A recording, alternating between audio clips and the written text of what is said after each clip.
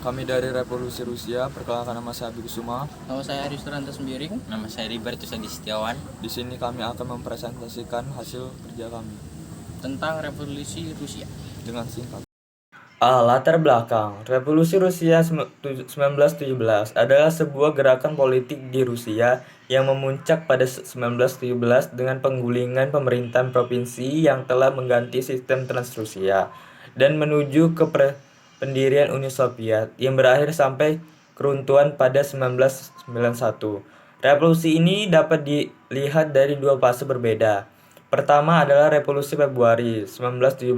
Revolusi ini bertujuan mengganti otoritas Tsar Nicholas II Rusia, Transrusia yang efektif terakhir dan mendirikan revolusi liberal.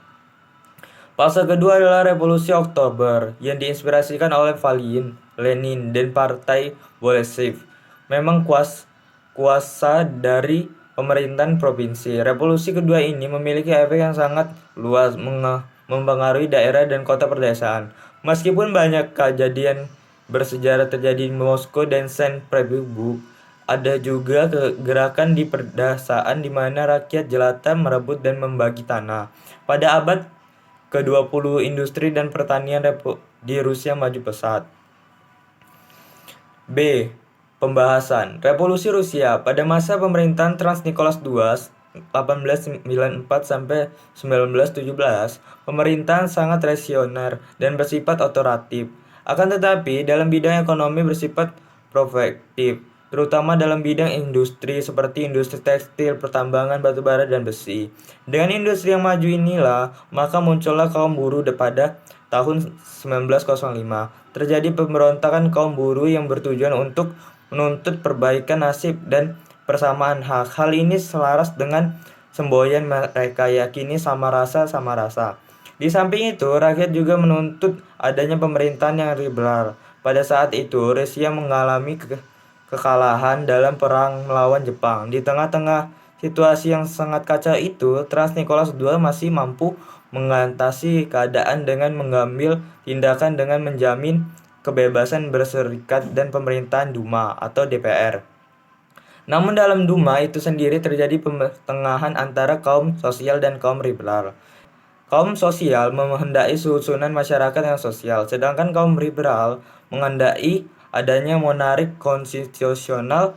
Nicholas II bersikap keras dan memilih kepada kaum sosial sehingga Duma dibubarkan. Hal ini yang kemudian mendorong timbulnya revolusi.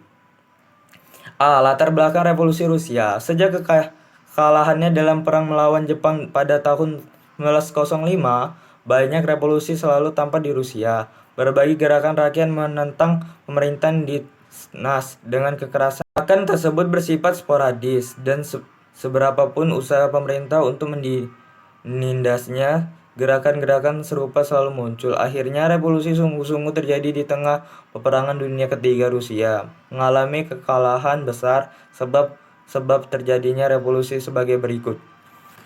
1. Pemerintahan Tsar Nicholas II yang reaksioner.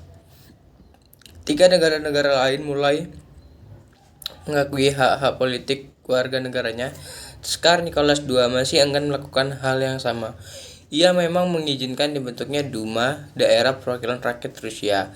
Namun keberadaannya hanya sandiwara belaka. Pemilihan anggota Duma dilakukan dengan pura-pura, karena pada praktiknya anggota Duma adalah orang-orang yang pro pemerintahan Tsar.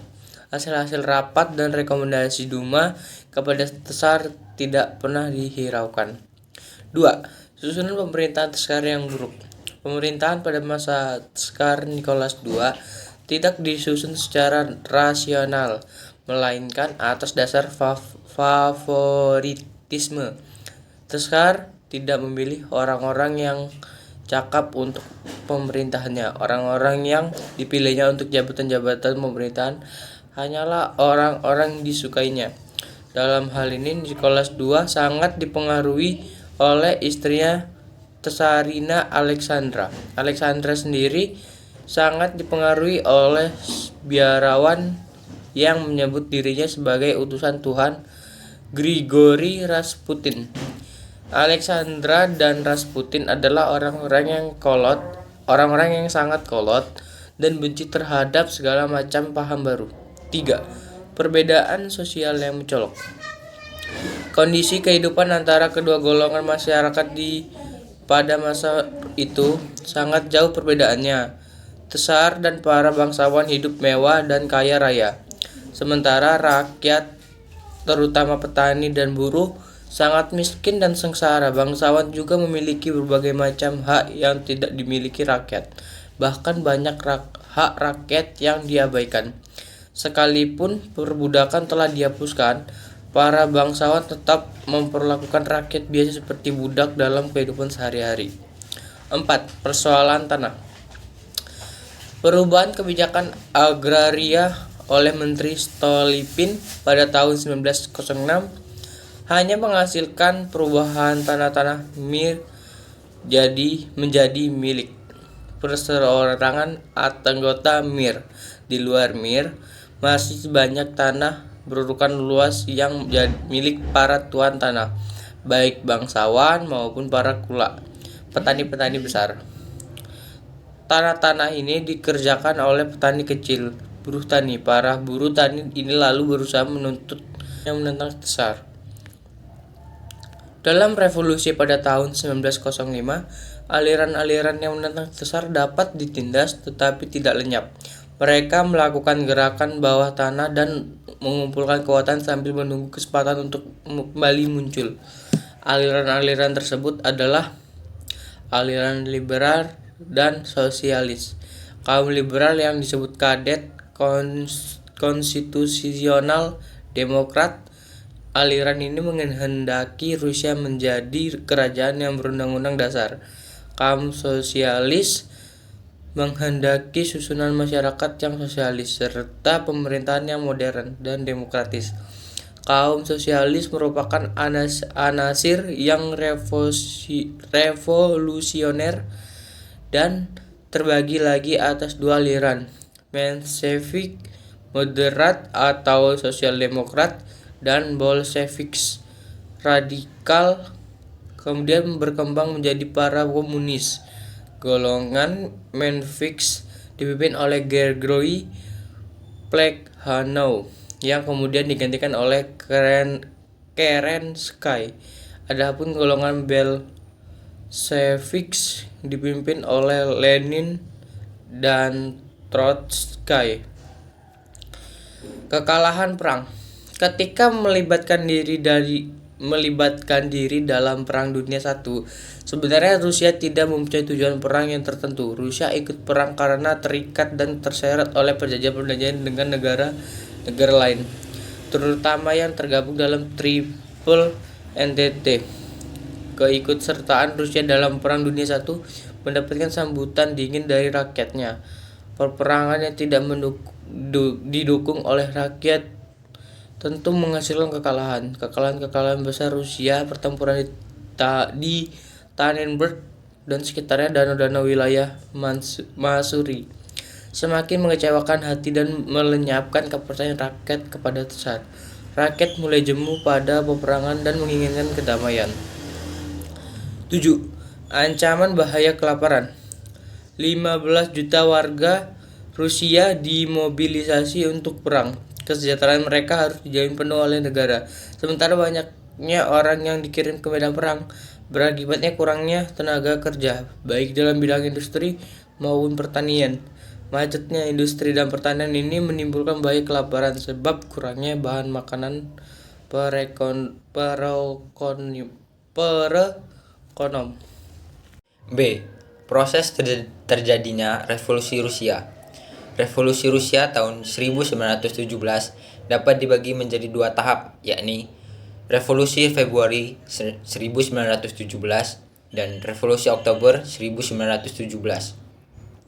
Yang pertama, Revolusi Februari 1917.